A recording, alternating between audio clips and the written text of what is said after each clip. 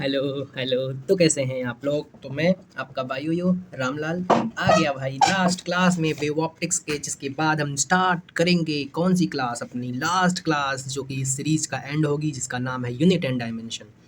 सोच रहा था वो क्लास लाइव ले लूँ, बताना यस और नो कि लूँ कि नहीं लूँ आज ही दोपहर में। बस ऐसे ही मन कर रहा था मेरा कि सोचूं देखूं सर लोग को कैसा लगता है लाइव क्लास लेके। पता नहीं कोई देखेगा भी या नहीं देखेगा, भगवान जाने। लेकिन डायमेंशन पे बेस्ट चीज़ बताऊंगा, मतलब जो हमारे सर सिखाए हैं, ऑब्वियस सी बात है वही यूनिट एंड डायमेंशन में। तो स्टार्ट करेंगे भाई हम अपने पहले सवाल से। क्या है भाई पहला सवाल? Angular width with central maxima in Fraunhofer diffraction. Diffraction है ये। अभी तक हम क्या पढ़ रहे थे? इंटरफेरेंस, जिसमें वेवलेंथ इतना है और थीटा जो है, थीटा कितना है भाई? थीटा जब सेम स्लिट इल्यूमिनेट कर रहे हैं दूसरे लाइट से, तो एंगुलर विड्थ, इसको एंगुलर विड्थ बोलते हैं। एंगुलर विड्थ डिक्रीज हो रही है 30% से, तो वेवलेंथ ऑफ दिस लाइट क्या होगी? पहली बात, डिफ्रैक्शन के केस में, इंटरफेरेंस के केस में एंगुलर विड्थ कैसा प्रोपोर्शनल था? प्रोपोर्शनल नहीं, इक्वल ही था लैम्बडा बाई डी के। लेकिन डिफ्रैक्शन के केस में जो हमारा एंगुलर विड्थ होता है वो होता है 2 लैम्बडा बाई डी। डी नहीं होता, डी की जगह पर यहाँ ए होता है। वहाँ पर डी क्या था YDSC में? दो स्लिट के बीच की डिस्टेंस स्मॉल डी। यहाँ पे ए क्या है? ए है विड्थ ऑफ स्लिट, जो डिफ्रैक्शन में तो केवल एक ही स्लिट होती है, तो इसकी जो विड्थ है वो। अब आगे चलते हैं। बोल रहा है कि जो मेरा वेवलेंथ है, एंगुलर विड्थ डिक्रीज बाय 30%। 30% से एंगुलर विड्थ डिक्रीज हो रही है। तो अगर मैं मान लूँ इनिशियली 100% थी, डिक्रीजेस बाई 30%, तो इसमें से 30% कम करेंगे तो बचेगा कितना? 70%। तो फाइनली मेरी बची हुई एंगुलर विड्थ इतनी रह गई। अब जो एंगुलर विड्थ है वो डायरेक्टली प्रोपोर्शनल है वेवलेंथ के। डायरेक्टली प्रोपोर्शनल है कि इनवर्सली? डायरेक्टली। कैसे? अभी तो बताया यार। Theta is equal to 2 lambda by a, जहाँ पर ए है मेरा स्लिट विड्थ ऑफ डिफ्रैक्टिंग, जहाँ से लाइट आ रही है। अब तो हम ऐसा कह सकते हैं, तो जो मेरा एंगुलर विड्थ होगा वो मेरा 6000 के करस्पॉन्डिंग कितना होगा? तो देखो, ये वाला इनिशियल मान लेते हैं, ये वाला इनिशियल। फाइनली 70% बचा है, तो इसको 70 लिख देंगे, इज इक्वल टू ये। एक मिनट यार, हाईलाइट कर रहा है फिर से। ठीक है, कोई दिक्कत नहीं। अब ये रिलेशन मैं लिख कैसे रहा हूँ? ऐसे कि थीटा डायरेक्टली प्रोपोर्शनल है लैम्बडा के, तो theta 1 divided by theta 2 is equal to lambda 1 divided by lambda 2। अब थीटा 1 क्या है? जब 6000 एंगस्ट्रॉम की वेवलेंथ की लाइट आई तो थीटा नॉट था, तो हम यहाँ पर लिख देंगे थीटा नॉट। और फिर इसी को अगर मैं 100% मानूँ, अगर मैं इसी को 100% मानूँ, तो इसके कंपेयर में 70% हो गया, 30% डिक्रीज हो गया, तो ये हो जाएगा 70 थीटा इज इक्वल टू, ये क्या है? 70% है, इज इक्वल टू वेवलेंथ कितनी थी? 6000 डिवाइडेड बाय दूसरी वाली वेवलेंथ निकालनी है। अब परसेंट को हटाएंगे तो 100 से डिवाइड करेंगे और इससे ये कैंसिल हो जाएगा, तो ये 100 ऊपर जाएगा, तो 100 divided by 70 is equal to 6000 angstrom divided by lambda 2। Angstrom को हम क्यों नहीं काट रहे हैं? क्योंकि हमको आंसर एमस्ट्रॉम में मिल जाएगा। इसको यहाँ लेके आओ, तो लैम्बडा 2 इज इक्वल टू 6000, ये 6000 है भाई। 6000 divided by 10 divided by 10 multiply by 7, तो एक जीरो से एक जीरो कैंसिल हो गया। 6 7 42, 42 डबल जीरो एमस्ट्रॉम मेरा आंसर हो जाएगा। मतलब कौन सा वाला? ये वाला। अच्छा सवाल था, थोड़ा सोचने वाला था। अब अगला क्वेश्चन भी डिफ्रैक्शन पर बेस्ड है, सिंपल है। क्या है? For parallel plate beam monochromatic light lambda है, डिफ्रैक्शन प्रोड्यूस हो रहा है सिंगल स्लिट से। सिंगल स्लिट है तो भाई ऑब्वियस सी बात है, वैसे भी डिफ्रैक्शन ही होगा। जिसकी विड्थ दे दी, वेवलेंथ ऑफ लाइट दे दी, distance between screen and source दे दिया, तो विड्थ ऑफ सेंट्रल मैक्सिमा क्या होगा? अब देखो, डिफ्रैक्शन और इंटरफेरेंस में चीज़ें उल्टी हो जाती हैं। उल्टी मतलब वहाँ पर मुझे जो क्या बोलते हैं सेंट्रल मैक्सिमा का फॉर्मूला था वो ऐसा था, एन लैम्बडा कैपिटल डी होगा small D, capital D divided by small D, ये था। लेकिन यहाँ पे क्या हो जाएगा? यहाँ पे उसका उल्टा हो जाएगा। कैसे? कैसे उल्टा होगा? कि ये जो ब्राइट के लिए था इंटरफेरेंस में, वही सेम चीज इसमें डार्क के लिए हो जाएगी। यहाँ पर डी की जगह पर ए होगा, और यहाँ पर डार्क के लिए क्या था? किसमें? इंटरफेरेंस में क्या था? 2n-1 lambda D divided by 2d। यही सेम चीज इसमें किसके लिए थी? डार्क के लिए। इसमें हो जाएगी ब्राइट के लिए। बस इतना याद रखना, यहाँ पर 2n+1 होगा और जीरो से कुछ भी वैल्यू हम ले सकते हैं। ठीक है, ठीक है भाई। तो सिंपली अगर मैं लिखूं किसके लिए, मैं एक लिखूं YDSC, एक लिखूं डिफ्रैक्शन, और दोनों का मैं लिख रहा हूं डेल्टा एक्स। ध्यान देना, आप एक काम करो, सेंट्रल ब्राइट फ्रिंज को भूल जाओ फिलहाल के लिए। दोनों का तो एक तो जीरो आएगा ही, तो जीरो को भूल जाओ। फिर क्या आएगा, λ/2। फिर क्या आएगा, लैम्बडा। फिर क्या आएगा, 3λ/2। फिर क्या आएगा, 3, 3.5, 2, 2 लैम्बडा। फिर क्या आएगा, 2.5 लैम्बडा मतलब 5/2 लैम्बडा। फिर क्या आएगा, 3 लैम्बडा। ये था YDSC के लिए। सेम यही चीज़ तो रिपीट होगी, लेकिन क्या, लेकिन ये कि इसमें कुछ होगा अलग। अब अगर मैं यहाँ से मैं बात कर रहा हूँ, कहाँ से मैं स्टार्ट करूँगा, यहाँ से। यहाँ पे अभी छोड़ दो फिलहाल। ये जो इंटरफेरेंस था उसमें यहाँ पर क्या बनता था, ब्राइट। यहाँ पर क्या बनता था, ब्राइट। यहाँ पर क्या बनता था, यहाँ पर नहीं, यहाँ पर क्या बनता था, ब्राइट। मतलब n लैम्बडा पे ब्राइट फ्रिंज बनता था इंटरफेरेंस में। लेकिन डिफ्रैक्शन में ऐसा नहीं होता, n लैम्बडा पे डार्क फ्रिंज बनने लगता है। यही उल्टा है। बस ये चीज़ जो समझ गया वो क्वेश्चन लगाना सीख जाएगा डिफ्रैक्शन के, पक्का है। और λ/2 मतलब ऑड वाले का क्या मतलब है, ऑड वाले का मतलब 2n-1 वाले नंबर पे यहाँ पर क्या बनता था, डार्क। यहाँ पर क्या बनता था, डार्क। यहाँ पर क्या बनता था, डार्क। यहाँ पर क्या बनता था, ब्राइट। लेकिन इसमें यहाँ पर क्या होगा, अब यहाँ पर बनेगा ब्राइट, यहाँ पर बनेगा ब्राइट, यहाँ पर बनेगा ब्राइट। अब एक बात और ध्यान देना, ये ठीक है। तो मेरा फर्स्ट ब्राइट लैम्बडा पे बनता था इंटरफेरेंस में, मतलब YDSC में। लेकिन डिफ्रैक्शन में मेरा फर्स्ट ब्राइट यहाँ पर बनेगा। ये क्या है फिर, ये यहाँ से यहाँ तक सेंट्रल ब्राइट फ्रिंज है। क्या है, सेंट्रल ब्राइट फ्रिंज। इसीलिए बोला इसको थोड़ा सा भूल जाओ। तो आप बस इतना याद रखो, YDSC का उल्टा। अब इस क्वेश्चन में क्या पूछा है भाई, इस क्वेश्चन में बोल रहा है कि मुझे क्या फाइंड करनी है, कौन सी maxima, width of central maxima. तो सेंट्रल मैक्सिमा की विड्थ कितनी होगी। तो पहली बात, मुझे पैरेलल रेज आ रही हैं और सेंट्रल मैक्सिमा की विड्थ बतानी है। तो कैसे बताएंगे बताओ, हम एक काम करेंगे, हम सिंपली ये फॉर्मूला लगाएंगे, क्या, विड्थ वाला। कौन सा वाला, सेंट्रल मैक्सिमा के विड्थ वाला। जैसे फ्रिंज विड्थ होता था किसमें, डिफ्रैक्शन में, क्या होता था, d λ/d। ये होता था किस केस में, YDSC में। तो सेम वैसा ही होगा, बट थोड़ा सा अलग हो जाएगा। यहाँ पर फॉर्मूला ही होता है 2D divided by A into wavelength. ऊपर वेवलेंथ होगा, तो ये सेंट्रल विड्थ नहीं, नॉर्मल किसी भी विड्थ का एक फॉर्मूला ही होता है। तो यहाँ पर सेंट्रल विड्थ पूछा है, तो सेंट्रल विड्थ के लिए ये हो जाएगा, क्या कर रहा हूँ मैं, ये वाला हो जाएगा। आगे चलेंगे अगले क्वेश्चन पर। अगला क्वेश्चन क्या है भाई, first minima at first minima. तो अभी बताया था ऊपर कि फर्स्ट मिनिमा इस पर बनेगा, क्योंकि जहां पर फर्स्ट मैक्सिमा बनता था वहां पर फर्स्ट मिनिमा बनेगा। YDSC में इस पर फर्स्ट मैक्सिमा बनता था, लेकिन इसमें मिनिमा बनेगा। अब फर्स्ट मिनिमा यहाँ बन रहा है, ठीक है, ठीक है। सिंगल स्लिट डिफ्रैक्शन है, ठीक है। तो फेस डिफरेंस क्या होगा दोनों के बीच में, difference Huygens wavelet from edge of the slit and the wavelet from mid point. अब पहले मुझे एक बात बताओ, अगर मुझे फेज डिफरेंस पता है तो क्या मैं आसानी से क्या निकाल सकता हूँ, पाथ डिफरेंस। तो लैम्बडा फेज डिफरेंस के लिए पाथ डिफरेंस हो जाता है 2π। लेकिन हमको इसके करस्पॉन्डिंग पाथ डिफरेंस नहीं पूछा, हमको बोल रहा है वेवलेट के मिड में। तो मिड में पूछा है तो इसको हम कर देंगे आधा, ठीक है, ठीक है। अब अगला क्वेश्चन क्या है, अच्छा एक इसको मैं पिछले वाले उससे रिलेट करके समझाऊँ, कैसे, क्या था, λ/2 लैम्बडा और क्या था 3/2 लैम्बडा। तो इस पर होता है मेरा फेज डिफरेंस 2π, ठीक है। तो अगर मैं मिड लूँगा इसका तो यही यार पाई हो जाएगा, सिंपल। और एड्स के बिटवीन, ये क्या बोला, वेवलेट फ्रॉम एड्ज। अगर एड्स लेंगे, एड्स के बीच वाला पार्ट, तो इसका आधा मतलब ये वाला हो जाएगा। तो इसीलिए हमारा जो पाथ डिफरेंस है इसके करस्पॉन्डिंग आएगा फेज डिफरेंस, मतलब सिंपली पाई रेडियन। आगे चलेंगे नेक्स्ट क्वेश्चन पर।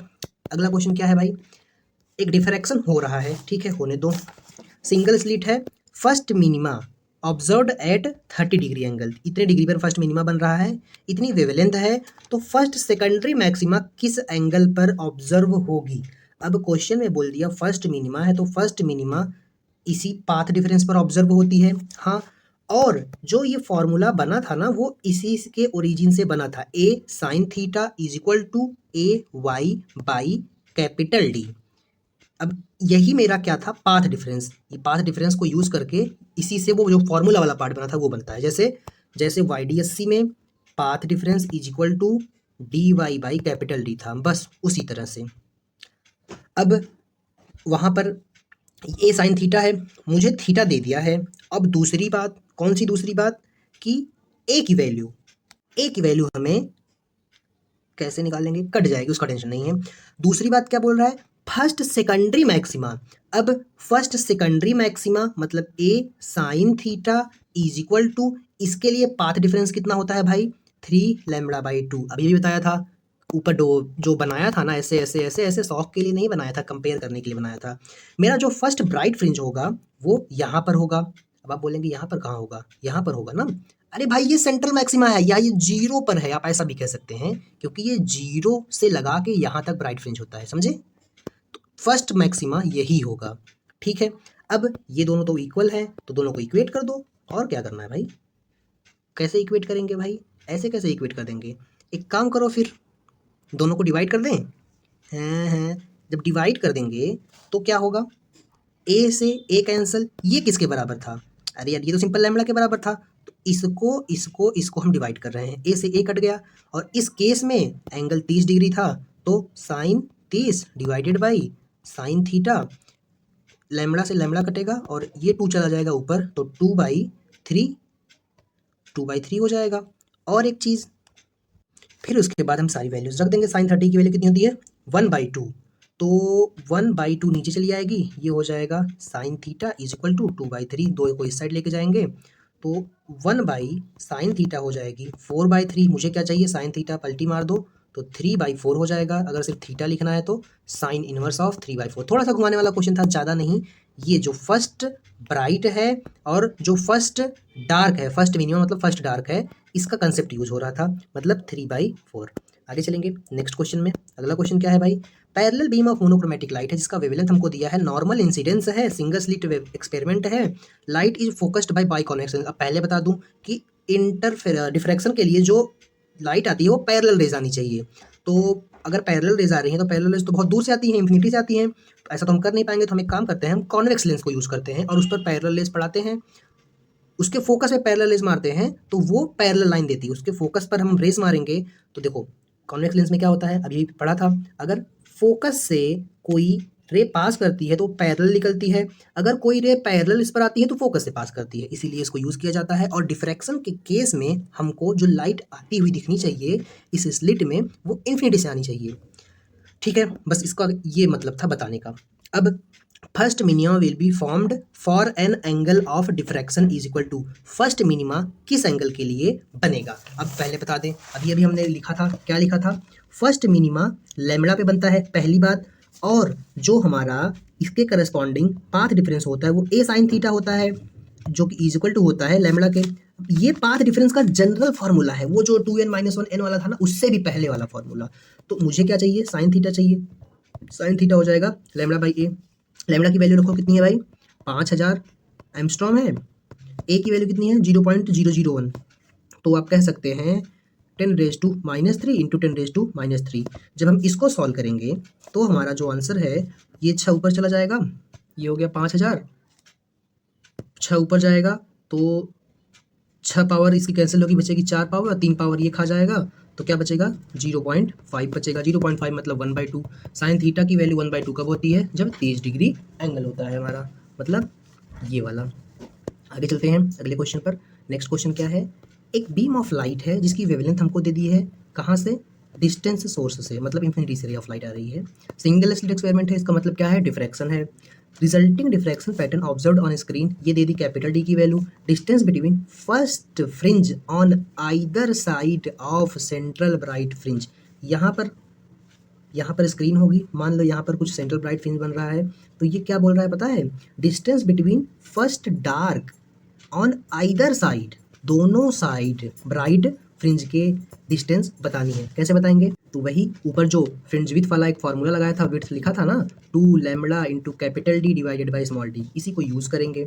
तो 2 मल्टीप्लाई बाई वेवलेंथ कितना है 600 नैनोमीटर, मतलब 6 इंटू 10⁻⁻⁹ डी की वैल्यू कितनी है 2 मीटर, स्मॉल डी की वैल्यू कितनी है स्मॉल डी 1 mm, मतलब 10⁻⁻3।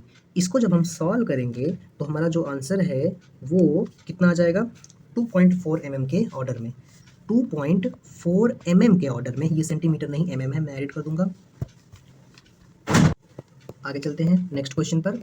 अब ये देखो फिर से ये क्वेश्चन नहीं आ गया। ये क्वेश्चन जो है ये पोलरॉइड के क्वेश्चन है। अब पोलरॉइड क्या होता है भाई? पोलरॉइड क्या होता है? तो केमिस्ट्री तो पढ़े होगे, ऑर्गेनिक। याद करो उस दिन को जब पोलरॉइड पढ़ रहे थे, जो पीपीएल को रोटेट करता है नहीं रोटेट करता है वो वहाँ पर ठीक है। बस वही चीज़ है कि एक रे ऑफ लाइट है जिसमें ऐसे ऐसे ऐसे ऐसे ऐसे ऐसे हर डायरेक्शन में इसकी वेव का प्रोपोगेशन है। तो इसको हम पास कर देंगे निकोल से, फिर ये सिंपली सिर्फ एक डायरेक्शन में सीधी हो जाएगी। ये होता है क्या? पोलरॉइड। अब आफ्टर पासिंग अगर इसकी इंटेंसिटी आई नॉट थी तो यहाँ पर कुछ आई एफ बचेगी, मतलब इनिशियल के कंपेयर में फाइनल में कोई रिलेशन होगा। तो ये रिलेशन जो होता है वो होता है I naught into cos square theta. अब आप बोलेंगे ये थीटा किसके किसके बीच का है? तो ये थीटा जो है वो इसके इसके एक्सिस के और इसके बीच का है। ये देखो इलेक्ट्रिक फील्ड वेक्टर जो 60 डिग्री बना रहा है। अब लाइट वेव में इलेक्ट्रिक फील्ड मैग्नेटिक फील्ड दोनों होती है, लेकिन इलेक्ट्रिक फील्ड जो होती है वो बहुत ज़्यादा होती है मैग्नेटिक फील्ड के कंपेयर में, इसीलिए हम मोस्टली मानते हैं इलेक्ट्रिक फील्ड है। इसलिए क्वेश्चन में इलेक्ट्रिक फील्ड दिया है, वो 60 डिग्री बना रहा है। ट्रांसमिशन एक्सेस ऑफ पोलरॉइड, ये पोलरॉइड का ट्रांसमिशन एक्शन है। तो इंटेंसिटी ऑफ रिजल्टेंट वेव कितनी होगी? ये होगी आई नॉट और कॉस स्क्वायर 60। कॉस 60 की वैल्यू कितनी है भाई? कॉस 60 की वैल्यू √3/2 का होल स्क्वायर। एक सेकेंड, 1/2 का 1/2 कॉस 30 की वैल्यू होती है। तो ये हो जाएगा I0/4, मतलब ये वाला आंसर। आगे चलेंगे नेक्स्ट क्वेश्चन पर। 3 पोलरॉइड हैं, ये थोड़ा सा अच्छा सवाल है। अब इस क्वेश्चन में देखो, इस क्वेश्चन में हमको 3 पोलरॉइड दिया है, पोलरॉइड दिया है। P1 और P2 को परपेंडिकुलर रखा है, किससे? ईच अदर से। तो मान लो ये P1 है, ये P2 है, ठीक है। और उसके बाद अनपोलराइज्ड लाइट, जरा इस वर्ड पर ध्यान देना। अनपोलराइज्ड लाइट का मतलब होता है, ये प्रीवियस क्वेश्चन में शायद मैंने ध्यान नहीं दिया, ये पोलराइज्ड लाइट थी। जब पोलराइज्ड लाइट है तो सिर्फ ऐसी लाइट ही रहेगी। अगर मैंने इसमें ऐसा बता दिया तो उसके लिए सॉरी। अगर अनपोलराइज्ड लाइट है तब ये अपने हर डायरेक्शन में प्रोपोगेट करेगी। अब इस P1 पर, ये जो P1 है इस पर अनपोलराइज्ड लाइट ऐसे पड़ रही है। ये लाइट है जिसकी सारे डायरेक्शन में वो क्या बोलते हैं उसको, प्रोपोगेशन है।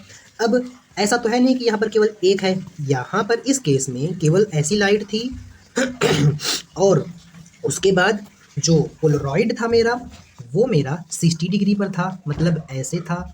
तो इससे 60 डिग्री पर था, लेकिन इसमें तो बहुत सारी लाइट है ना, मतलब 0 से 90 डिग्री बहुत सारी लाइट है। तो इससे अलग अलग एंगल सब बनाएंगी, ये वाली लाइट अलग, ये वाली वेव अलग, ये वाली अलग, ये वाली अलग।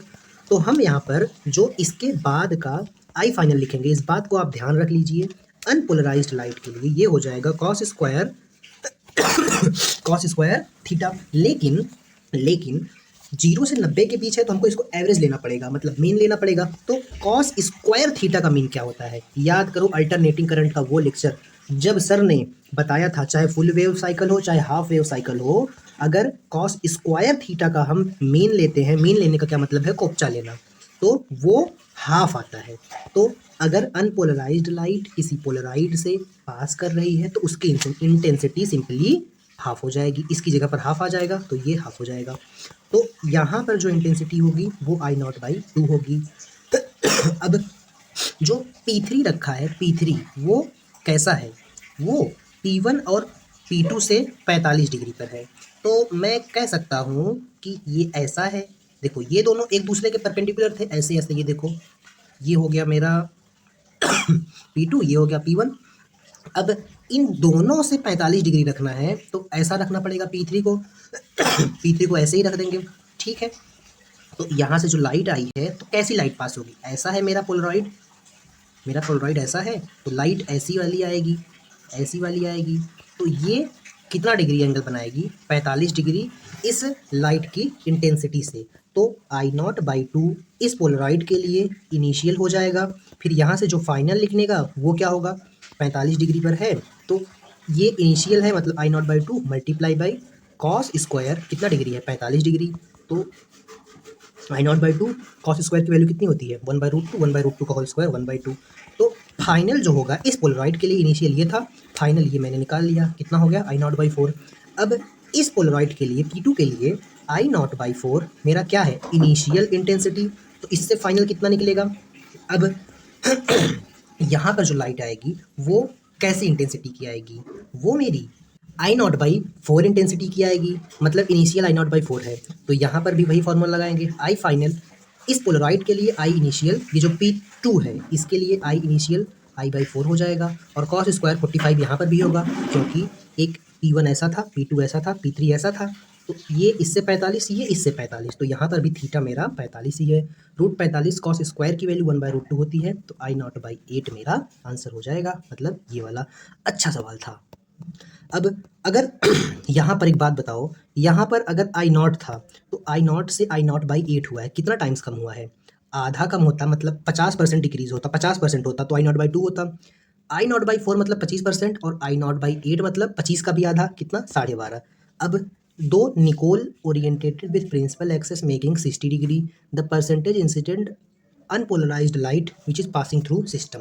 अब इसमें क्या करना है इसमें हमको बताना है कि दो निकोल प्रिज्म है, प्रिज्म नहीं, दो निकोल है, निकोल प्रिज्म में बोल दिया गलती से, दो निकोल है और एक अनपोलराइज्ड लाइट है। जैसे यहाँ पे ये अनपोलराइज्ड लाइट है, एक निकोल यहाँ रखा, मान लो ऐसे रखा, और दूसरा वाला 60 डिग्री पर, 60 डिग्री पर रखा। तो दूसरे वाले को एक ऐसे रखा और दूसरा वाला मैंने रखा ऐसे, ये 60 डिग्री बना रहा है इसका एक्सेस। तो जब अनपोलराइज्ड लाइट इससे पास करती है, तो अभी ऊपर ही बताया था, कोपचा ले लेते हैं। अगर यहाँ पर इनिशियल इंटेंसिटी I0 थी तो यहाँ पर I0/2 हो जाएगी। अब इस पोलराइड के लिए इनिशियल ये है और फाइनल मैं लिखूंगा, तो क्या लिखूंगा, I इनिशियल जो कि I0/2 है इंटू कॉस स्क्वायर थीटा। यहाँ पर थीटा की वैल्यू कितनी है, 60 डिग्री। तो 1/2 का कॉस थीटा 60 डिग्री है, तो यहाँ पर हम रख देंगे 60 डिग्री, और कॉस स्क्वायर 60 की वैल्यू कितनी हो जाएगी, कॉस स्क्वायर 60 की वैल्यू कितनी हो जाएगी, 1/2 का स्क्वायर, कॉस स्क्वायर है, तो ये हो जाएगा I0/8। अब I0/8 कितना परसेंट है, अभी अभी ऊपर बताया था, अगर यहाँ पर I0 था तो ये इसका 12.5% है। नेक्स्ट क्वेश्चन दो पोलराइड है, पोलराइड पर एक क्वेश्चन आता है भाई नेट में, इस बार भी आया था।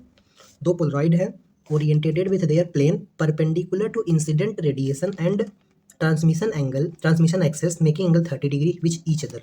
इसका क्या मतलब है भाई, इसका मतलब ये है कि एक पोलराइड लाइट परपेंडिकुलर है इंसिडेंट लाइट के, मान लो यहाँ पर इंसिडेंट लाइट थी जिसकी इंटेंसिटी I0 थी, ठीक है, ये पोलराइड P1 है, तो I0 यहाँ से आएगी, तो जो अनपोलराइज्ड लाइट है उसकी इंटेंसिटी आधा कर देगी, सीधी बात। दूसरी बात कि यहाँ पर जो दूसरा पोलराइड रखा वो 30 डिग्री बना रहा है, किससे किससे, अरे एक्सेस से, और किससे तो यहाँ पर इस पोलराइड के लिए ये इनिशियल इंटेंसिटी होगी, तो फाइनल इंटेंसिटी के लिए हम फार्मूला लगाएंगे, क्योंकि ये अब पोलराइज्ड लाइट है, यहाँ पर अनपोलराइज्ड थी, तो अनपोलराइज्ड लाइट को एक निकोल प्रिज्म से पास करते हैं तो उसकी इंटेंसिटी आधी हो जाती है। इस बात को याद रख लेंगे तो ज़्यादा अच्छा होगा आपके लिए। और जब ये पोलराइज्ड लाइट हो गई, अब पोलराइज्ड लाइट को दूसरे पोलराइड से पास किए तो ये इनिशियल इंटेंसिटी हो गई इस पोलराइड के लिए, फाइनल वाली हम निकाल रहे हैं। तो फाइनल क्या होती है, वो होती है initial multiply by cos square theta. तो इनिशियल कितनी है, इनिशियल है I0/2, कॉस स्क्वायर थीटा की वैल्यू कितनी है, यहाँ पर एंगल क्वेश्चन में दिया था, कितना दिया है 30 डिग्री, तो कॉस 30 की वैल्यू कितनी होती है √3/2, और कॉस स्क्वायर है तो 3/4, तो ये कुछ हो जाएगा 3I0 डिवाइडेड बाई 8, ये मेरा आंसर होगा। तो कौन सा वाला, 3/8 टाइम्स ये होगा फ्रैक्शन इंसिडेंट लाइट का जो अनपोलराइज्ड थी। अब अगला क्वेश्चन थियोरेटिकल बेस्ड है, क्या है भाई, अनपोलराइज्ड लाइट ब्रिस्टल लॉ पर बेस्ड है क्वेश्चन ये। क्या है भाई? ब्रिस्टल लॉ क्या होता है? लाइट जब रेरर मीडियम से डेंसर मीडियम में पास करती है तो रिफ्लेक्टेड और रिफ्लेक्टेड रे के बीच में एंगल 90 डिग्री होता है और रिफ्लेक्टेड रे कंप्लीटली पोलराइज्ड होती है। देखो, reflected light is polarised with electric vector और यहाँ पर जो इलेक्ट्रिक फील्ड वेक्टर होता है वो उसका इसके परपेंडिकुलर होता है। इस बात को ध्यान रखना। ये जीके था, ये थ्योरी का था, इसी पर बेस्ड क्वेश्चन पूछ लिया तो ये सही हो गया। अब आगे चलते हैं अगले क्वेश्चन पर। when unpolarized light beam incident from air to glass at polarizing angle, अगर पोलराइजिंग एंगल है तो क्या होगा भाई? अब किसी एयर मीडियम से, मतलब एयर तो रेयर ही हो गया, और उससे डेंसर मीडियम में लाइट जा रही है जिसका रिफ्रैक्टिव इंडेक्स दे दिया हमको कितना है? 1.5 है। तो यहाँ पर जो रिफ्लेक्टेड लाइट होती है ये वाली, ये कंप्लीटली पोलराइज्ड हो जाती है। ये तो थ्योरी का पार्ट है। ऑप्शन में क्या दिया है? ये कंप्लीटली, तो रिफ्लेक्टेड लाइट कंप्लीटली पोलराइज्ड, ये बात तो सही है। मुझे क्या बताना था? When unpolarised light at polarising angle, मुझे बताना है कि कौन सा स्टेटमेंट सही है। Reflected and reflected beam partially polarise, partially नहीं, ये कंप्लीटली पोलराइज्ड होती है। The reason for A is almost all light is reflected, ऐसा भी नहीं होता, सारी लाइट रिफ्लेक्ट नहीं होती हैं। तो इसका आंसर बेस्ट वाला पहला हो जाएगा। अब इसमें चलते हैं। अच्छा सवाल है। क्यों अच्छा सवाल है? क्योंकि इसमें क्रिटिकल एंगल दे दिया और पोलराइजिंग एंगल पूछ रहा है। क्रिटिकल एंगल किसके लिए डिफाइन होता है? जब रे डेंसर से रेयर जाती है तभी क्रिटिकल एंगल डिफाइंड होता है। पोलराइजिंग एंगल कब डिसाइड होता है, डिफाइंड होता है? जब रे रेयर मीडियम से डेंसर मीडियम में जा रही हो तभी होता है, वरना नहीं होता। अब क्रिटिकल एंगल क्या दिया है भाई? क्रिटिकल एंगल दिया है IC बराबर साइन इनवर्स ऑफ 3/5, ये क्रिटिकल एंगल दिया है। और पूछ रहा है पोलराइजिंग एंगल। पोलराइजिंग एंगल क्या होता है? पोलराइजिंग एंगल जो होता है वो होता है IW is equal to 10 inverse of refractive index, ये पोलराइजिंग एंगल होता है। मुझे क्रिटिकल एंगल पता है तो मैं एक काम करूंगा, मैं रिफ्रैक्टिव इंडेक्स इसका यूज करके निकाल लूंगा।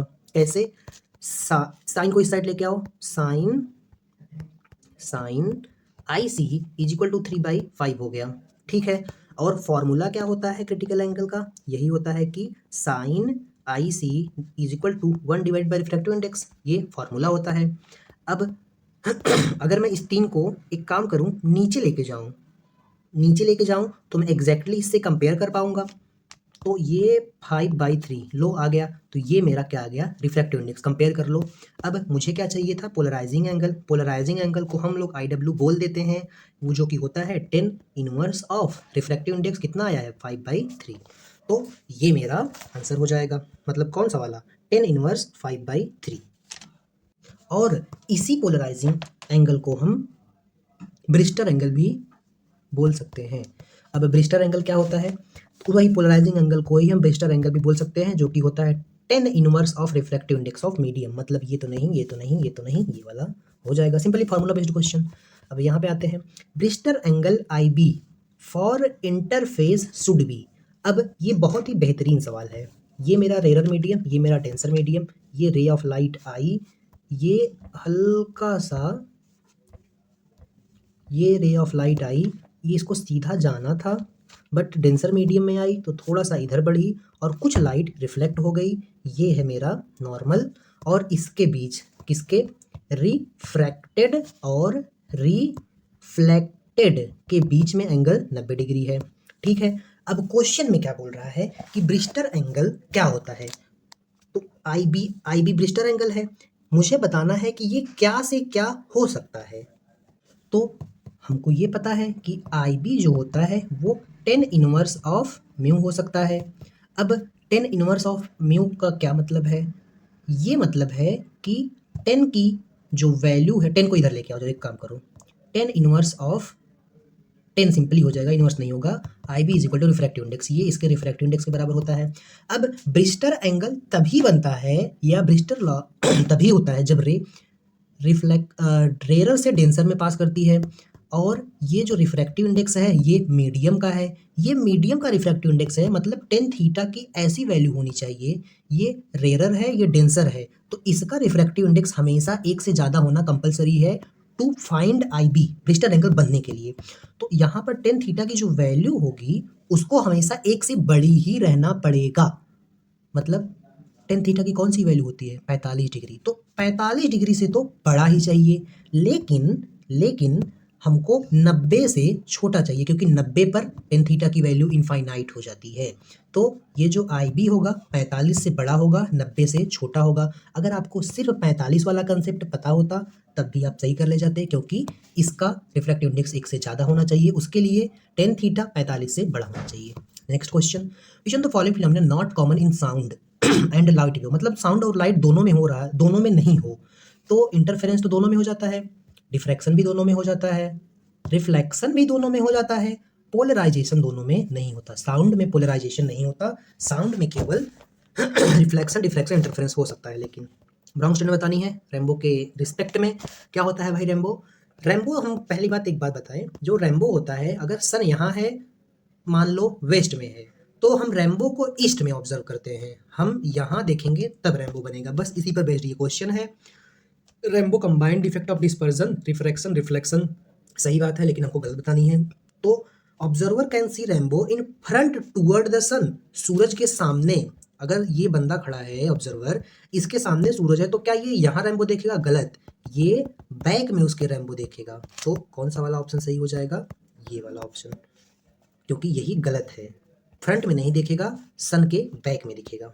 अब ये क्वेश्चन देखो, ये क्वेश्चन क्या है भाई ये क्वेश्चन है सिंपली किसका, what is the ray optics good, ray optics किसके लिए गुड होल्ड करता है? जब ये स्क्रीन की डिस्टेंस है वो स्लिट के विड्थ का और वेवलेंथ के रेशियो के बराबर होगी, तब रे ऑफ लाइट अच्छा ऑब्जर्व होगी। तो ए कितना दिया है 2 mm, तो 2 इंटू 10⁻³ का whole square divided by lambda कितना है 600 इंटू 10⁻⁹, तो 2 दूनी 4, 3 into 10⁻⁶ divided by 600 multiply by 10⁻⁹। इसको जब हम सॉल्व करेंगे तो हमारा आंसर 40/6 जो कि 6×36 6 पॉइंट समथिंग आएगा, 6.5 के अराउंड। तो 6.5 के अराउंड तो एक ही आंसर है ये वाला। तो हमारी क्लास और हमारा वेव ऑप्टिक्स खत्म होता है, मिलते हैं अगली क्लास में जिसका नाम है यूनिट एंड डायमेंशन, आज ही अपलोड होगी। तब तक के लिए ओके बाय।